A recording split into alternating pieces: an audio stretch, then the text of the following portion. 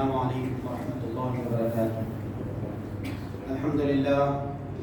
الذي لم يتخذ ولدا ولم يكن له شريك في الملك ولم يكن له ولي من الذل وكبره تكبيرا. الله أكبر كبيرا. الحمد لله كثيرا. سبحان الله بكرة وأصيلا. فأعوذ بالله السميع العليم من الشيطان الرجيم. بسم الله الرحمن الرحيم. يا ليتني لم اتخذ فلانا قليلا لقد أضلني عن الذكر بعد إذ جاءني وكان الشيطان للإنسان خذولا. صدق الله العظيم. حمد و ستائش اللہ رب العالمین کے لیے ہے. ہم سب اللہ کی بڑائی و بزرگی بیان کرتے ہیں، اس لیے حمد و ثنا بیان کرتے ہیں. درود و سلام ہو نبی آخر حضرت سیدنا محمد مصطفیٰ صلی اللہ علیہ وسلم پر، جنہیں اللہ تعالیٰ نے آخری نبی بنا کر، رحمت للعالمین بنا کر، قیامت تک آنے والے سارے انسانوں کے لیے اسوہ، نمونہ اور ایک کمپلیٹ رول ماڈل بنا کر روانہ فرمایا. سامعین محترم،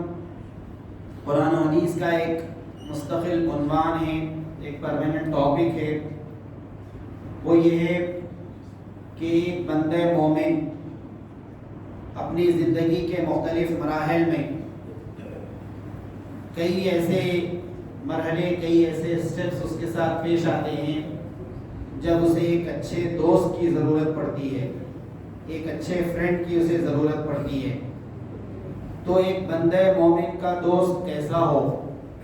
وہ کون لوگ ہوں جو اس کی دوستی کے لیے ایلیجیبل ہیں، فٹ قرار پاتے ہیں، اور وہ کیسے لوگ ہیں جن سے انہیں دوری اختیار کرنا چاہیے اس کی اپنی فرینڈ سرکل کے لیے. وہ کون لوگ ہیں جو ٹوٹل انفٹ قرار پاتے ہیں. یہ باتیں قرآن اور حدیث میں بہت تفصیل کے ساتھ اللہ تبارک و تعالیٰ نے بیان کی ہیں، اور یہی آج کی گفتگو کا عنوان ہے کہ آئیڈیل فرینڈشپ کیسی ہو، مثالی دوستی کیسی ہو. قرآن مجید نے اس کے لیے جو لفظ استعمال کیا ہے وہ صدیق حمیم ہے. بعض مفسرین نے اس کا ترجمہ صدیق حمیم اور ولی حمیم کا ترجمہ جگری دوست کیا ہے. علامہ یوسف علی عبداللہ یوسف علی، جنہوں نے قرآن مجید کا انگلش میں ٹرانسلیشن کیا، انہوں نے صدیق حمیم کا ٹرانسلیشن کیا ہے انٹیمیٹ فرینڈ کے نام سے. سورہ شعراء 19ویں پارے میں اللہ تبارک و تعالیٰ نے لفظ استعمال کیا صدیق حمیم، انٹیمیٹ فرینڈ، جگری دوست، قریبی دوست. سورہ حامیم سجدہ میں اللہ تبارک و تعالیٰ نے یہ بات بیان کی کہ فَإِذَا الَّذِي بَيْنَكَ وَبَيْنَهُ عَدَاوَةٌ كَأَنَّهُ وَلِيٌّ حَمِيمٌ. اگر تم برائی کا جواب بھلائی سے دو، کوئی تمہارے ساتھ برا سلوک کرے اور ان ٹرن تم اس کے ساتھ اچھا سلوک کرو، کوئی تمہیں گالی دے تو اس کے جواب میں تم اسے نرم بات کہو، کوئی تمہیں برا بھلا کہے تو تم اس کے لیے اچھے الفاظ استعمال کرو. تو برائی کا جواب بھلائی سے دو، ایول کا جواب ورچیو سے دو. تو قرآن مجید نے گارنٹی دی ہے اس بات کی کہ فَإِذَا الَّذِي بَيْنَكَ وَبَيْنَهُ عَدَاوَةٌ، وہ آدمی جس کی اور تمہاری دشمنی چل رہی ہے، وہ آدمی جس کی صورت تم دیکھنا نہیں چاہتے یا وہ تمہاری صورت دیکھنا نہیں چاہتا، وہ دو لوگ جن کے درمیان زمانے سے دشمنی چلی آ رہی ہے،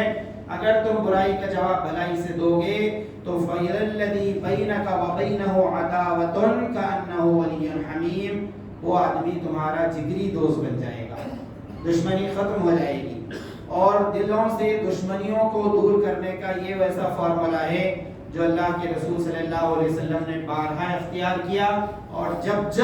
جن لوگوں نے اسے اختیار کیا انہیں کامیابی ملی کہ برائی کا جواب بھلائی سے دے، گالی کا جواب اچھے کلمات سے دے، بد دعا کا جواب دعا سے دے، اور محروم کرنے اور کسی کو دور کرنے کا جواب قریب کرنے سے دے. تو ولی حمیم قرآن مجید نے کہا کہ وہ اس کا جگری دوست بن جائے گا. تو ایک لفظ استعمال کیا دوست کے لیے قرآن مجید نے صدیق کا سورہ شعراء 19ویں پارے میں، اور ایک ورڈ استعمال کیا سورہ حامیم سجدہ میں ولی کا. اور یہ ولی کا لفظ بہت کثرت کے ساتھ قرآن مجید نے بہت براڈ میننگ کے اندر استعمال کیا ہے، مستقل اس کا ایک الگ عنوان ہے. ایک اور لفظ قرآن مجید نے استعمال کیا خلیل کا، 19ویں پارے میں سورہ فرقان پڑھیے، یا لیتنی لم اتخذ فلانا خلیلا۔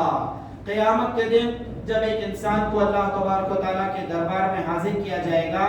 تو اس موقع پر وہ اپنے آپ پر افسوس کرے گا اور کہے گا کہ یا لیتنی، اے کاش، لم اتخذ فلانا خلیلا، میں فلاں آدمی کو اپنا دوست نہ بنایا ہوتا، اس کے فرینڈ سرکل کو میں جوائن نہ کیا ہوتا، اپنے دوستوں کو جو برے دوست تھے، جنہوں نے اسے دنیا میں گمراہ کیا تھا، جنہوں نے اسے دنیا میں صراط مستقیم سے ہٹایا تھا، جنہوں نے اسے دنیا میں گناہوں کے راستے پر ڈالا تھا، جنہوں نے اسے دنیا میں جرائم اور کرائمز کے راستے پر ڈالا تھا، جنہوں نے دنیا میں اسے اللہ کی راہ سے دور کیا تھا، ان لوگوں کے بارے میں وہ آدمی کہے گا قیامت کے دن، یا لیتنی لم اتخذ فلانا خلیلا، اے کاش کہ میں اس آدمی کو اپنا دوست نہ بنایا ہوتا، لقد اضلنی عن الذکر بعد اذ جاءنی وکان الشیطان للانسان خذولا۔ یہ وہ آدمی تھا، یہ وہ میرا دوست تھا دنیا میں جس نے مجھ کو گمراہ کر دیا تھا۔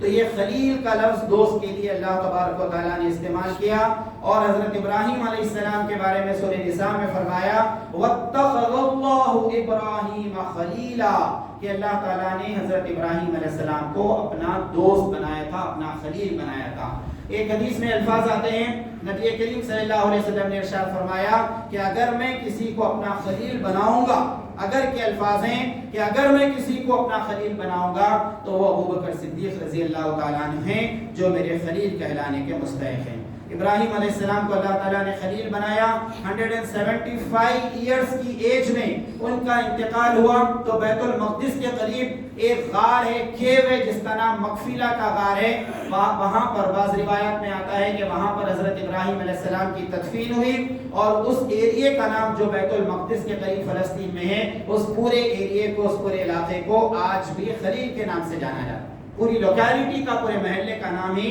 خلیل ہے۔ وَاتَّخَذَ اللَّهُ إِبْرَاهِيمَ خَلِيلًا، خلیل کا ورڈ جو قرآن مجید نے استعمال کیا وہ خلت سے ہے، اور عربی لغت کے اندر خلت کے لفظ کے معنی بیان کیے گئے ہیں کہ ایک ایسی دوستی جس میں محبت شامل ہو، ایک ایسی دوستی جس کے اندر خلوص شامل ہو، فرینڈشپ وتھ افیکشن،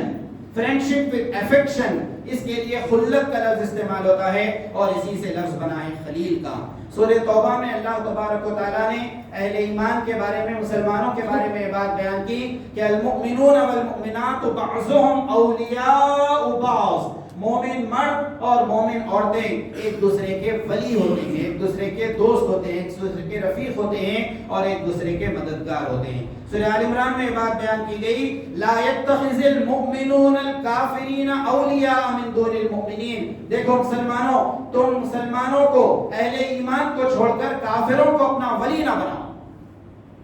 لا يتخذ المؤمنون الکافرین اولیاء من دون المؤمنین، مسلمانوں کو چھوڑ کر کافروں کو اپنا ولی نہ بناؤ۔ اور یہ ولی جگری دوست کے لیے، رازدان کے لیے استعمال ہوتا ہے۔ یہ تو ٹھیک ہے کہ آدمی اگر نان مسلم اس کے نیبرز ہوں، پڑوسی ہوں، ان کے ساتھ اچھے تعلقات رکھیں، ان کی محفلوں میں شریک ہو، ان کے فنکشنز میں، ان کے ویڈنگز میں، اور ان کی دوسری تقریبات میں جس میں شرک آلودہ نہ ہو، جس میں شرک کا انوالومنٹ نہ ہو، اس میں شریک ہو کر ان لوگوں کو مبارکباد دے سکتا ہے۔ لیکن جو جگری دوستی، وہ گہری دوستی جس میں آدمی رازدار بنا لے کسی کو، اس سے منع کیا گیا، اور فرمایا کہ وَمَن يَفْعَلْ ذَلِكَ فَلَيْسَ مِنَ اللَّهِ فِي شَيْءٍ، اگر کوئی ایسا کرے گا، یعنی ایک غیر مسلموں کو اپنا رازدار بنائے گا، اپنا جگری دوست بنائے گا، تو پھر اللہ تبارک و تعالیٰ کو کچھ اس سے لینا دینا نہیں ہے، سختی کے ساتھ اسے منع کیا گیا۔ سورہ توبہ میں اور اس بات کی وضاحت کی گئی یا ایھا الذین آمنوا اتقوا اللہ وکونوا مع الصادقین،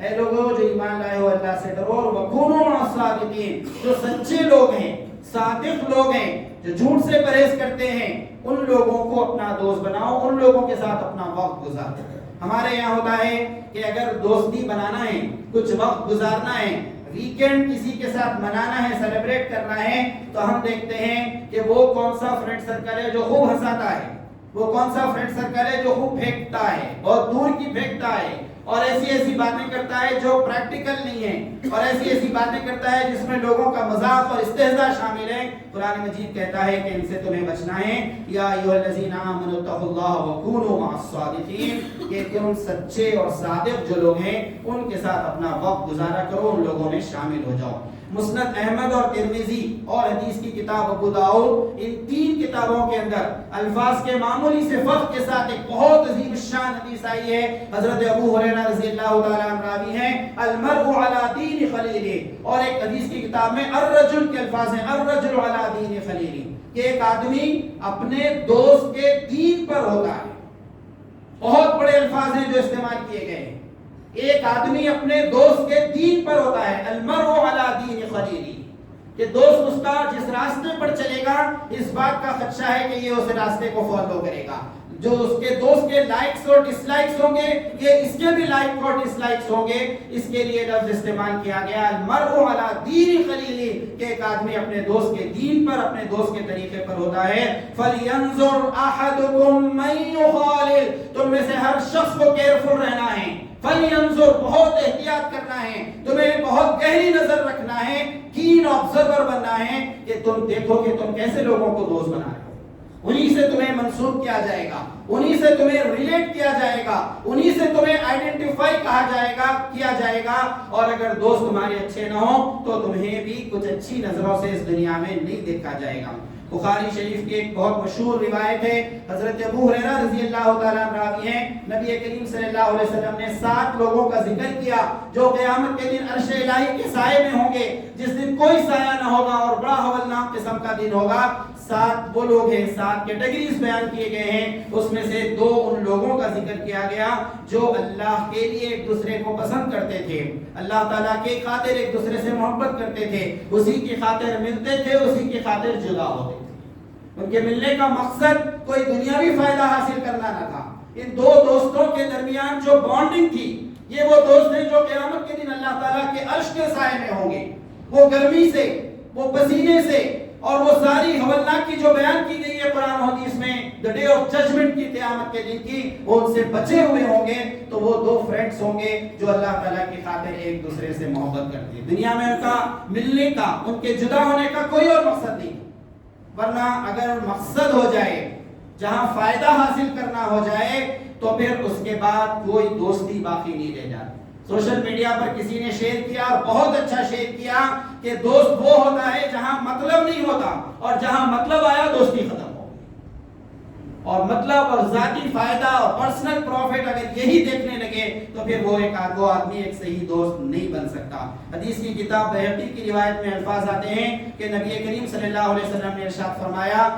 برے دوست کے مقابلے میں تنہا رہنا، اکیلے رہنا بہتر ہے، اور اگر اچھا دوست میسر آ رہا ہے تو پھر تنہائی سے وہ اچھا دوست بہتر ہے۔ اکیلے گھر میں بیٹھنا اور صرف یہ کہ اپنی زندگی پر رونا اور ماضی کی محرومیوں پر افسوس کرتے بیٹھنا، تنہا بیٹھا ہوا ہے آدمی، اس سے بہتر یہ ہے کہ اسے کوئی اچھا دوست میسر آئے اور اس دوست کی کمپنی وہ حاصل کرے۔ خمار بارہ بنکوی نے کہا تھا، پتھر تو ہزاروں نے مارے تھے مجھے، لیکن جو دل پہ لگا آ کر ایک دوست نے مارا ہے، جو دل پہ لگا آ کر ایک دوست نے مارا ہے۔ تو کہیں ایسا نہ ہو کہ ہم کسی کے لیے برے دوست ثابت ہوں۔ نبی کریم صلی اللہ علیہ وسلم نے اس بات کی ہدایت کی کہ برے دوست اگر ہیں تو ان کی دوستی سے دور بھاگنا اور تنہا رہنا وہ زیادہ بہتر رہے گا۔ ایک اور حدیث میں نبی کریم صلی اللہ علیہ وسلم نے مشک کی مثال دی ہے۔ عربی زبان میں مسک، انگلش میں اسے مسک کہتے ہیں، MUSK۔ یہ وہ خوشبو ہے، یہ وہ پرفیوم ہے جو ہرن کے جسم سے خارج ہوتا ہے، اور بہت سے لوگ جنگلوں میں مارے پھرتے ہیں، ڈیر یا ہرن کے جسم سے ایک چھوٹا سا بٹن کی طرح کا ایک پیس خارج ہوتا ہے، بہت ریئر، اور کبھی کبھی اسے جمع کر کے اس کا عطر بنایا جاتا ہے۔ مشک و عنبر، آپ نے الفاظ سنے ہوں گے۔ نبی کریم صلی اللہ علیہ وسلم نے یہ بات بیان کی۔ حضرت ابو بردہ ابن موسیٰ رحمت اللہ علیہ اپنے والد حضرت موسیٰ رضی اللہ تعالیٰ عنہ سے روایت کرتے ہیں، نبی کریم صلی اللہ علیہ وسلم نے ارشاد فرمایا، مثل الجلیس الصالح کمثل الصاحب المسک، کہ وہ آدمی جو ایک اچھا دوست ہے اس کی مثال عطر بیچنے والے کی ہے، پرفیوم کے بزنس مین کی اس کی مثال ہے، مشک و عنبر بیچنے والے کی اس کی مثال ہے، اما تشتری او تجدری، یا تو کوئی آدمی پرفیوم کی دکان پر جائے گا تو خریدے گا، پرچیزنگ کرے گا اور ظاہر ہے کہ استعمال کرے گا، خوشبو آئے گی، اور خرید نہ بھی سکے کسی وجہ سے وہ خرید نہ پائے، او تجد ریحا، کچھ تو اچھی خوشبو آ ہی جائے گی۔ آپ نے دیکھا ہوگا کہ عطر کی دکان کے سامنے سے لوگ گزرتے ہیں، پرفیوم شاپ کے سامنے سے بھی گزرتے ہیں تو کچھ نہ کچھ خوشبو آ ہی جاتی ہے۔ اور پھر آپ نے یہ بات بیان کی اس حدیث میں آگے کہ والجلیس السوء، وہ آدمی جو برے لوگوں کی کمپنی اختیار کرتا ہے، برے دوستوں کے ساتھ رہتا ہے، اس کا معاملہ یہ ہے کہ وہ ایک حداد کے پاس بیٹھا ہے، کوئلے کی یا بھٹی پر بیٹھا ہے، اور کچھ نہ کچھ کالک اس کے کپڑوں کو لگ ہی جائے گی۔ او ثوبک او تجد منہ ریحا خبیثہ کے الفاظ ہیں، یا تو یہ کہ اس کے کپڑے کالے ہو جائیں گے، کچھ نہ کچھ دھبے اس کالک کے، اس کوئلے کے پڑ جائیں گے، یا کم از کم یہ کہ ریحا خبیثہ، گندی بو اور دھواں، یہ تو اسے کچھ نہ کچھ نقصان پہنچا ہی دے گا، کچھ نہ کچھ ہرٹ کرے گا۔ تو اچھے دوست ہیں تو خوشبو کی مانند ہیں، مشک و عنبر کی مانند ہیں، جن کے ساتھ کچھ دیر اٹھنا اور بیٹھنا اس آدمی کے ایمان کو جلا بخشے گا، اس آدمی کے ایمان کو انہانس کرے گا، اس کے اندر اچھے خیالات کو پروان چڑھائے گا۔ اور برا دوست ہوگا تو ایک آدھ گالی سے ضرور نواز دے گا، ایک آدھ گندی بات کر ہی دے گا، اور پھر یہ کہ کسی کی غیبت کر کے خود بھی گناہگار ہوگا اور اسے بھی گناہگار بنائے گا، اور کچھ نہ کچھ ریحا خبیثہ کے اثرات یعنی گندی بو کے، گندے دھواں کے اثرات اس کے اوپر ضرور آ جائیں گے۔ قرآن مجید نے ایک اور بات یہ بیان کی کہ کبھی ایسا ہوتا ہے کہ آدمی فرینڈ سرکل میں بیٹھا ہوا ہے اور اس میں کچھ اچھے لوگ ہیں، کچھ خراب ہیں، کچھ مسلم ہیں، کچھ نان مسلم ہیں، اور ایسے موقع پر بعض موقع پر قرآن مجید کی آیتوں کا مذاق بھی اڑا دیا جاتا ہے۔ کبھی جنت اور دوزخ کا مذاق اڑایا جاتا ہے، اور کبھی فرشتوں کا، اور کبھی ایسا ہوتا ہے حور مقصورات فی القیام، جنت کی حوروں کا ذکر کیا گیا، ان کا مذاق اڑا دیا جاتا ہے۔ تو قرآن مجید نے بہت سختی کے ساتھ یہ بات کہی، وَقَدْ نَزَّلَ عَلَيْكُمْ فِي الْكِتَابِ أَنْ إِذَا سَمِعْتُمْ آيَاتِ اللَّهِ يُكْفَرُ بِهَا وَيُسْتَهْزَأُ بِهَا، اگر تم کوئی ایسی جگہ پر جاؤ، کوئی ایسی محفل میں، کوئی ایسی بیٹھک میں، کوئی ایسے فرینڈ سرکل میں، کوئی ایسے ڈرائنگ روم میں تم جاؤ، وہاں پر تم دیکھو کہ وَيُسْتَهْزَأُ بِهَا، قرآن کی آیتوں کا مذاق اڑایا جا رہا ہے، اللہ کی آیتوں کا انکار کیا جا رہا ہے، فلا تقعدوا معهم، ہرگز تم وہاں نہیں بیٹھ سکتے، تمہیں وہاں نہیں بیٹھنا ہے، تمہیں اجازت نہیں ہے کہ ایسی محفلوں میں بیٹھو، وہاں سے اٹھ کر تم چلے جاؤ۔ اگر تم بیٹھو گے تم یہ نہیں کہہ سکو گے کہ میں نے تو ایسی باتیں نہیں کی ہیں، میں نے تو ہنسی مذاق میں نہیں اڑایا ہے، لیکن قرآن مجید کہتا ہے انکم اذا مثلہم، صرف تمہارا بیٹھنا ہی اس بات کی دلیل ہے کہ تم انہی کے خیالات رکھتے ہو، انہی کی طرح ہو جاؤ گے تم۔ دہریوں کی باتیں، ایتھسٹ جو لوگ ہیں، خدا کا انکار کرنے والوں کی باتیں سنتے سنتے، جنت اور دوزخ کا مذاق اڑانے والوں کی باتیں سنتے سنتے، کبھی تمہارے دل کی بھی یہ کیفیت ہوگی کہ تم بھی ان چیزوں کا مذاق اڑانے لو۔ انکم اذا مثلہم، اسی لیے قرآن مجید نے کہا فلا تقعدوا معهم، ہرگز نہیں بیٹھنا ہے۔ کب بیٹھنے کی اجازت ہے؟ اس کا ذکر سورہ انعام میں پھر سے کیا گیا ہے، وَإِذَا رَأَيْتَ الَّذِينَ يَخُوضُونَ فِي آيَاتِنَا فَأَعْرِضْ عَنْهُمْ، دور چلے جاؤ اگر اس طرح کی باتیں ہو رہی ہیں۔ اور اس کے بعد کب تم واپس آ سکتے ہو؟ حَتَّى يَخُوضُوا فِي حَدِيثٍ غَيْرِهِ، اس ٹاپک کو چھوڑ کر پھر کسی اور ڈیسنٹ ٹاپک پر، کسی اور سنجیدہ عنوان پر وہ بات کر رہے ہوں، تب تم ان کے پاس آ سکتے ہو۔ قرآن مجید نے اور احادیث میں جب دوستوں کا ذکر کیا تو ان کے رائٹس آف فرینڈز، دوستوں کے حقوق بھی بیان کیے۔ سب سے پہلا آپ بیان کیا کہ آپ کی کسی دوست سے ملاقات ہو تو اس سے مصافحہ کریں، اور اگر وہ سفر کر کے کہیں سے واپس آیا ہو تو اسے معانقہ کریں، اس سے گلے ملیں۔ نبی کریم صلی اللہ علیہ وسلم کے بارے میں آتا ہے کئی ایسے واقعات ہیں کہ صحابہ کرام جب واپس آتے کسی سفر سے تو اللہ کے رسول صلی اللہ علیہ وسلم نے صحابہ کو اپنے گلے لگایا ہے۔ دوسری بات بیان کی گئی کہ المؤمن مرآۃ المؤمن، کہ ایک مسلمان دوسرے مسلمان کا آئینہ ہوتا ہے، تو ہم دوستوں کے لیے آئینہ ثابت ہوں، ایک مرر بنے اس کے، اور اس آئینے کی، اس مرر کی پہلی خاصیت ہوتی ہے کہ وہ خوبی بیان کرتا ہے، آپ کے اندر کیا اچھی چیزیں ہیں، کیا میرٹس ہیں آپ کے، وہ بیان کرتا ہے۔ آپ آئینے کے سامنے ٹھہرے تو کیا چیزیں آپ کے جسم میں، آپ کے چہرے پر اچھی دکھ رہی ہیں، ایک مرر وہ ڈیفائن کرتا ہے۔ دوسری بات یہ کہ خراب چیزوں کو بھی وہ بیان کر دیتا ہے۔ تیسری بات یہ ہے کہ وہ ایگزیجریٹ نہیں کرتا، جتنا ہے اتنا ہی بیان کرتا ہے، نہ اچھائی کو بڑھا کر نہ برائی کو بڑھا کر۔ اور چوتھی بات اس آئینے اور مرر کے اندر ہوتی ہے، اسی لیے اس حدیث میں ایک مسلمان کو دوسرے مسلمان کا آئینہ قرار دیا گیا۔ چوتھی اور خاص بات آئینے کے اندر یہ ہوتی ہے کہ جیسے ہی آپ آئینے کے سامنے سے، مرر کے سامنے سے ہٹ جاتے ہیں، آپ کا امیج وہاں ریفلیکٹ نہیں ہوگا، آپ کی خرابی کسی اور کو نہیں بیان کی جائے گی۔ آپ کی خرابی آپ کی کمزوری کسی اور کے سامنے نہیں بیان کی جائے گی، آپ کا مذاق نہیں اڑایا جائے گا، آپ کی غیبت نہیں کی جائے گی. اسی لیے اہل ایمان سے بات کہی گئی کہ اپنے دوسرے دوستوں کے لیے وہ آئینہ ثابت ہوں. تیسری بات بیان کی گئی کہ نقصان سے اپنے دوستوں کو بچائے. حضرت ابو ہریرہ رضی اللہ تعالیٰ عنہ سے روایت کرتا الفاظ میں ہے کہ اگر آپ کا دوست کہیں باہر گیا ہوا ہو، اس کی جائیداد کی حفاظت آپ کی ذمہ داری. اس کا ایک پلاٹ ہے، اس کا ایک فلیٹ ہے، اس کا ایک گھر ہے، کوئی اس پر قبضہ نہ کرنے پائے، اس کی ذمہ داری بھی دوست پر آتی ہے. وَيَحُوطُهُ مِنْ وَرَائِهِ، ایک اور حدیث میں ہے کہ ایک دوست اپنے دوست کی پیٹھ پیچھے حفاظت کرتا ہے، کسی کو اجازت نہیں دیتا کہ اس کا مذاق اڑائے، اور اس کا جو ریپیوٹیشن ہے، سوشل اس کا ریپیوٹیشن ہے، سماج میں اس کا جو مقام ہے، اس مقام کو ڈیگریڈ کرے، اس بات کی کسی کو اجازت نہیں دی گئی. دوست کا ایک چوتھا حق بیان کیا گیا کہ اسے دعوت پر بلایا جائے، اپنے گھر اسے کھانا کھلایا جائے. سورہ نور 18ویں پارے میں ایک لمبی لسٹ بیان کی گئی کہ انتا کلو جمیعاً واشتاتا، وہ کون لوگ ہیں جن کے گھر میں تم جا کر کھانا کھا سکتے ہو، اکیلے بھی اور سب کے ساتھ ایک گروپ کی شکل میں بھی. تو پورے بلڈ ریلیٹیوز بیان کیے گئے ہیں، آباؤکم ابناؤکم اخوانکم ازواجکم، بیوی کا، شوہر کا، اور پھر یہ کہ ماں باپ کا، رشتہ داروں کا، خالہ کا، پھپھو کا ذکر کیا، اور اس لسٹ میں دوست کو شامل کیا اللہ تعالیٰ نے. او صدیقکم، کہ تم اپنے دوست کے گھر بھی جا سکتے ہو، اس کے گھر میں اکیلے یا ایک پورے گروپ کے ساتھ جا کر کھانا کھا سکتے ہو. لیکن پھر یہ کہ فَإِذَا دَخَلْتُمْ بُيُوتًا، گھر میں داخل ہوتے وقت فَسَلِّمُوا، سلام کرنا ہوگا، اس آدمی کو بھی اس کے گھر والوں کو بھی سلام پہنچانا ہوگا. فَإِذَا طَعِمْتُمْ فَانتَشِرُوا، کھانا ہونے کے بعد دو تکیوں سے ٹیکا لگا کر رات رات پر بیٹھ جانا، گھنٹوں بیٹھ جانا، کہ جو ہوسٹ ہے میزبان ہے بیزار ہو جائے، بار بار گھڑی دیکھنے لگے، اور اپنے بیٹے کو بھیجے کہ گھر کا مین بند کر کے آؤ، کم از کم لائٹ گئی تو یہ دوست رخصت ہوں گے، یہ کیفیت نہ ہو. فَإِذَا طَعِمْتُمْ فَانتَشِرُوا، کھانا کھانے کے بعد تم رخصت ہو جاؤ. اور پانچواں اور آخری حق یہ بیان کیا گیا کہ اس کے لیے غائبانہ دعا کی جائے. ادب المفرد میں الفاظ آتے ہیں کہ سب سے اچھی دعا یہ ہے جو آدمی اپنے دوست کی غیر موجودگی میں کرتا ہے، اس کے ایبسنس میں کرتا ہے. سائیکالوجی کے مطالعے سے بات معلوم ہوتی ہے، جو علم نفسیات ہے جس کے تحت لوگوں کے ذہنوں کی مائنڈ میپنگ کی جاتی ہے، اس میں یہ بات بیان کی گئی ہے کہ جو دوستوں کا گروپ ہوتا ہے وہ پیئر گروپ ہوتا ہے. اور اس کی ایک قسم بیان کی گئی کلک.